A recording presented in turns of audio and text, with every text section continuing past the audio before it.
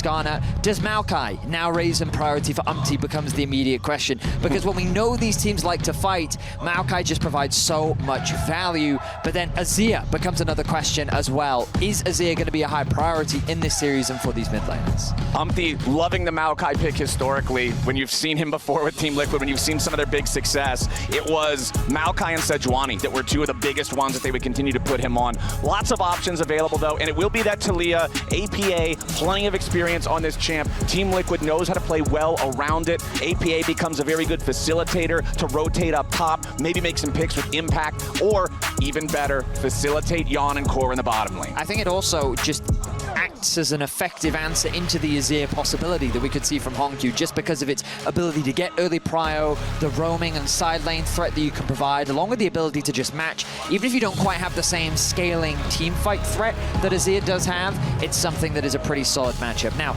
with the Azir locked in, you imagine that with the Ezreal locked in, you imagine the Azir to follow, and just like that CFO locking in with their traditional style, that front to back that we very much expect from this roster. And although Taliyah might have a good answer into Azir with the Unraveled Earth, remember that Ezreal, because his Arcane Shift is a blink and not a dash, he has a bit more safety against Taliyah than some other AD carries might. Over on the Team Liquid side, to you now, Flowers. I am very stressed. I subscribe to the LS school of thought. Vi is bad. Yeah. That is my opinion. I am not a coach. I am not a professional player, but it looks like Team Liquid is saying, okay, if they want to go front to back, we're going to disrupt them, because you've got Taliyah that can cut off the lines they're trying to draw, and Vi and Kai'Sa are telling me it's time to dive. And KC adopted a very similar approach in their series against CFO, and they shut that down. They love it when you try to initiate onto their team fight style. I think a Maokai would be great. No, instead they're going to go for a little bit more of a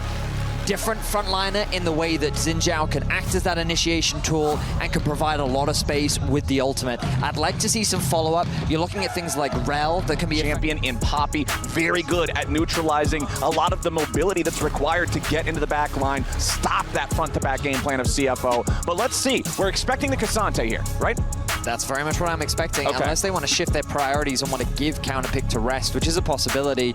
But he is a player, like, they often put him in game one, even though he's more of the carry-orientated player, the one with the slightly more different picks. They usually trust him to play the K'Sante. And so when he's in the roster, if K'Sante is up, they're going to lock it in. And throughout this tournament, we've seen teams repeatedly ban this champion away from him, but he's finally going to get his hands on it. Well, Team Liquid will call the fight. They'll say, all right, throw the gauntlet down. We've got an answer for the K'Sante, but what will that answer be here for Impact? We see plenty of dive already in the first 3 picks. I have to expect Team Liquid is going to stay on that theme. Impact on Ambessa, it's not been a good pick for him so far. I'm telling you that right now. As soon as you just said that, somewhere out in the distance, I guarantee you Azale just said, I hope not. Like, that's, but in terms of the draft, I mean, that would make sense to me. I mean, K'Sante, Vi Ambessa was known as a very effective dive combo because of how quickly they can access a single target. The follow-up, regardless of which ultimate lands first, it's just easy pickings. Gwen! Okay, it will be Gwen packed in the top lane to try to cut through the tanky K'Sante. This is one of those champions that traditionally has fared well in the matchup against him in lane. It also does quite well against these longer range compositions, just because the fact that she can mitigate so much of that damage. Her W and Xin Zhao's ultimate's pretty much identical, right? And so when you have Ezreal and Azir trying to hit you from the other side of the rift, it's just not going to be as effective, which is why Gwen can act as an effective front-to-back style teamfight comp, especially in these long-range compositions. The problem is when that mist does in fact fade, then Azir and Ezreal, I mean, the execution on these fights, he is a champion that can very easily commit without proper follow-up. And so timing and patience is crucial when you're playing these more front-to-back style compositions, because if you go in too deep and your Azir and Ezreal is left isolated, that Gwen is going to snip, snip, snip. All right, let's do it. We're on to the Rift for game number 1, day number 4. here at First Stand. Team Liquid versus CFO. Both 1-1. Both would love to go up to that critical 2-win point that just feels so much better for breaking into the bracket stage. Oh, it certainly does, especially given that both have that win over KC. Even though KC got that win over Top Esports, the fact that both these teams have separated themselves from KC and have that winning record just put them in a favorable position. So whoever wins here really puts them in a comfortable spot for top 4. All right, nothing crazy here at level 1. Nobody's going for any sneaky invades just yet. Looks like, 1:15 on the clock. Doesn't even appear to be some delayed action, but you can see down in the bottom lane, they are camping the brush, seeing if maybe they can get some cheeky damage as their opponents try to enter into the lane. But APA versus Honku, this is... Well, that's throughout this tournament. We've seen him get solo killed twice, but he has also made some fantastic plays that have been crucial to the success of Team Liquid, especially in that series against KC. As the level 2 comes through. Immediately engaging. TL in some trouble down here in the bottom lane. Doggo wants Core JJ. He gets away for now. TL barely hanging on here as the last Mystic shot connects onto Core. The level 2 immediate engage from Kaiwing gets the better of TL easily. Meanwhile, back in mid, Honku and APA trading equally, but nobody near as close to death as the bot side fight. Doggo committed both of his summoner spells to that engage. He thought that if I can flash in range of Core JJ, see a follow-up Q, and as long as I keep hitting these auto attacks, this is a guaranteed first blood.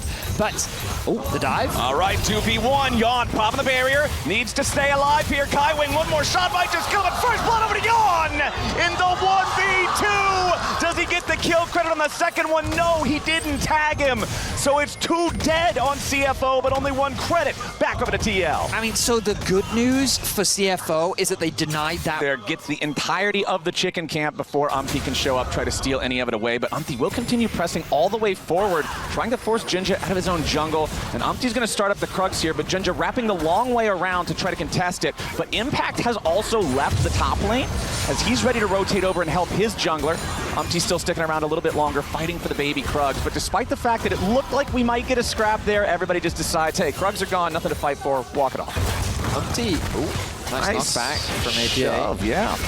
Just a bit of damage will come through. The mana relatively low from Honku. Oh, but those auto attacks, hang on, APA. Whoa, yeah, whoa. APA really overplaying his hand there. Thought he might be able to stick around, bait Honku into a bad spot, but that's just a free summoner spell now spent by the Team Liquid mid laner. That was his bot side river. They know that APA is 6. They know that Team Liquid wants to look for some type of a roam time or some type of a play to make here with the Weaver's Wall, and they want to shut that potential down in the bot lane as Umpty will take the opportunity. Okay, APA's drawing their attention towards the bottom side of the map, the bot side river. Let's go for the top side, look for the Void Grubs.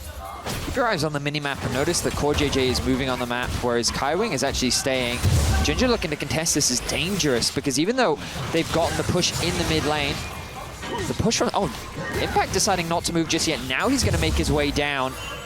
Okay, APA. Nice flash there from Junja. Escapes the seismic shove that would have been a seriously dire circumstance for him. So both junglers have already committed a smite to secure one of the first 3 grubs for themselves. That last grub now being taken by Umpty. So no credit towards feats on this first pack. Outside of the map into their first dragon of the game. Yeah, feels good for CFO. Should be able to pick this one up with no contest. Umpty just going to utilize the opportunity, steal away the red buff from the enemy jungle at the same time. Wants to be up here towards this top side of the map. You can see as Impact had that big wave that he was pushing up to crash it into the turret. They want to make sure they can get that crash.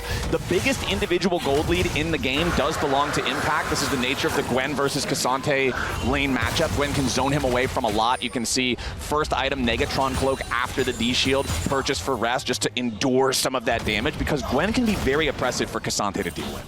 Certainly can be. And now they're setting up for a dive onto rest. The roam has come through from APA as well. Okay. Now, Vedius, I have seen this play many times before, and many times I have seen it go wrong. Cassante is a tough champion to dive, and Team Liquid's going in for it. Raz doing a good job buffering away. All out on APA, and Team Liquid is made to play the full rest. Puts them to sleep.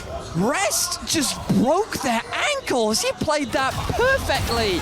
He stoppable, he connected the ultimate onto APA, and then the flash in from Kaiwing to provide that support. Rest though, he may have always said he's welcome the TP coming through. Yep, Umpty and Impact trying to put the work into him here. They need to use the last cast of the Gwen ulti and cut him down. Now the TP from Honku. Impact doing a good job to just use that Hallowed Mist, not be knocked back. So team control over the river. Spotted out Kaiwing on the flank. Gets some good vision as Honkyu is awkwardly separated from his team. Here comes the ulti from APA. Okay, Weaver's wall's gonna fly in there, but it's not doing a whole lot here just yet. CoreJJ trying to make sure that Honkyu can't get up towards the rest of CFO. TP is gonna get committed. CFO, they've already claimed 2 of the grubs. Team Liquid trying to go in for some kind of a play. Yes, they knock Honkyu up into the air, but what else do they even get? Nothing. Team Liquid, they've lost the grubs. They're trying to force CFO out, and CFO is happy to take their exit with the grubs under their belt. Nicely done. Yawn going in further after Honkyu now. Goes for the Killer Instinct to cut off the escape route. Yawn has found the enemy mid laner, but he does not quite have the damage he needs to secure the kill. CoreJJ wants the rest of the chase, but Honkyu can just use the shifting sands to slide away. But it is CFO, again, Vedius, who are first to the objective. Certainly are. And with this Trinity Force spike on Doggo, it might be a scary fight to take. I mean, Umti's really not in a position to contest. Doggo goes in, nice damage, but the tower shot combined with the W from Yawn is able to trade back fairly evenly. This is going to be another contribution to the feats of strength. And I think that this is wise from Team Liquid. They don't feel confident enough to go for the fight right now. Umti will be spotted out, but I don't really think Kaiwing can punish this. He stole away some little chickens. That's something. Doggo tries to follow it up. First Mystic Shot gets blocked by a chicken. Yawn and Umti still need to run away from this one, I would have to think. Doggo trying to fire into Yawn, but it's Umti caught out, punished. Beautifully done from CFO. That is kill number 3. That's the first feat secured. I did not think that Umti could be punished. He had Flasher. Is that it becomes a side lane threat and a potential team fighter that who really deals with them? And if CFO can leverage their range, they can outpace the Gwen and they have tools, but right now CFO is setting up for a dive. Yep, they want to focus where the Talia is as APA is ready to ride away. CoreJJ with the grand exit, but it's not grand enough. APA needs to keep on kiting, but CFO wants to keep fighting. A nice seismic shove to knock Junja away, but it's still +1 for CFO. They go right where the enemy roaming champ can be and force him to roam all the way back to base. On the opposite side of the map means that there's not going to be good about this front-to-back team fighting that you can set up that TL hasn't had an answer for yet. Now let's see where the Herald fight goes, as CoreJJ is going to be in some trouble here at the very start. Herald low, but not low enough, down to a little bit under 4,000 health. Impact makes his way down into the river now as Kaiwing could be in some danger. A nice seismic shove, flinging him back into the unraveled earth. Kaiwing still burning. Team Liquid on the chase, but no kill secured. Impact would have needed another needle, and he finally finds it. Stitches up the body bag, and Alistar's down. Wrath knocked back into the unraveled earth yet again. Yawn wants a little more, but Cassante is too tanky. CFO walking it back into the mid lane after losing their support. Team Liquid, they claim the kill, and they'll claim the Herald for the reward. And Impact is only continuing to get stronger. Nice punish on the engage from Kaiwing, as even though he's durable on the Alistar, he's not quite durable enough to stop the chase through coming from for the time being, because the TP is available. APA grouping with this team. I'm impressed that CFO could still get prio on that mid lane. Typically, it would be a little bit harder without the Azir, but Rest acting as a wall. Third dragon of the game, quickly going down. Yeah, 6,000 HP remaining on that one. Rip Carol going to be summoned up in mid lane as a response. Dragon already down to 1,500. Team Liquid is too late to the party. Nothing's going to happen. It is sole point for CFO as Team Liquid gets that Herald charge onto the mid lane turret, but it's not even enough to claim the thing, so no gold injection from that objective use here, as Honkyu now walking through the topside river. Umti wants to find him here with a Vault Breaker. Sees the shadow there of the red silhouette, but does not decide to engage. CFO was moving up rapidly with the rest of the squad. And he can just keep the wave pushed in, and he's at no real threat, which is why I love these lane assignments that have come through from CFO. The TP, they're committing to this. Umti spotted on the top side of the map. It's a full send. It's a full send from CFO towards the Otacon. They're saying, all right, you want to send your jungler up there? Everybody's coming down here. They've already got the thing down to about 40% HP. Nobody from TL is close. Impact's going to make a TP nearby. CFO, surely they've already got this. Team Liquid caught completely unaware. CFO takes the Otacon, no challenge. Just a fantastic play from CFO. The level of awareness as Honkyu now in a bit of danger. Umti on the flank. Ooh, Doggo clearing out the control ward here. Junja jumping over the wall. Umti, instead of finding an opportunity, only finds a grave. Junja jumping right back towards him. Another Vault Breaker is going to be needed to get Umti away. Immediately they turn it right back at Honkyu. He gets the the shuffle, but it only hits Umpty. Yawn and Core have to try to get away, but CFO have already found the first kill here with the fight. Kaiwing looking for something into the back line, and he grabs APA. That mid laner from Team Liquid, so very low, but not quite dead. Kaiwing taking everything as one final Voidseeker finds the mark. It's Yawn versus Doggo, and a little bit more damage is going to get it done with the Acathian Rain. Impact keeping Junja and Rest busy as Yawn continues disengaging. Rest with the flash forward for the Intofo strikes as Yawn with a supercharger has to try to get away. Impact finally shut down by Hongq as APA and Core try to get out, and Rest kills Yawn. CFO scrapping with Team Liquid in this battle. Crazy skirmish around the blue buff. Rest interrupting the backs.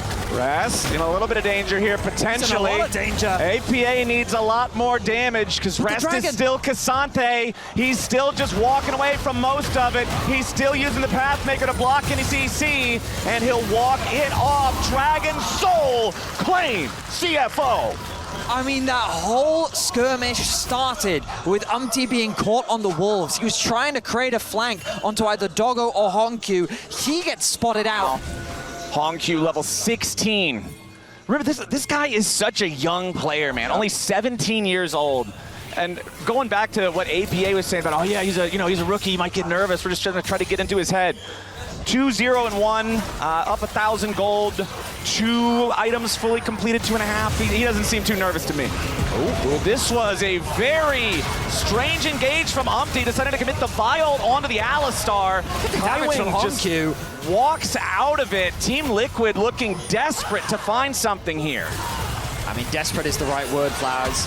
Doggo. No, can't quite steal that for Hongq. Oh, Hongq wanted to get the shuffle, but a flash out from Umpty keeps him alive.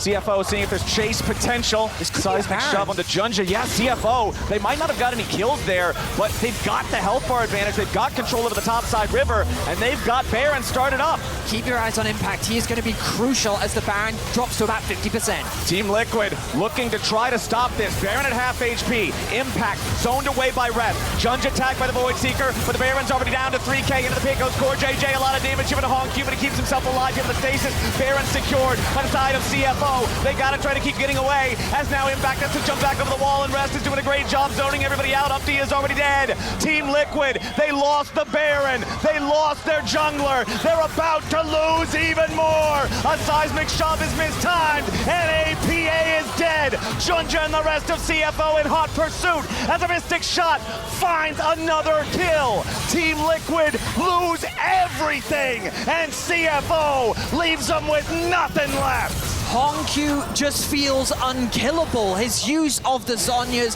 the slide and glide to get away to safety, as the front line of CFO just refuses to fall. The Baron, the inhibitor, they set their sights on the Nexus. And it doesn't look like there's a lot TL can say about it. It's a full 5-man push from CFO. The first Nexus turret is already down, and Kaiwing on the front line has no intention of joining it. Umpty's gonna fall yet again. Another shuffle guarantees an ace for CFO, and they'll take game 1.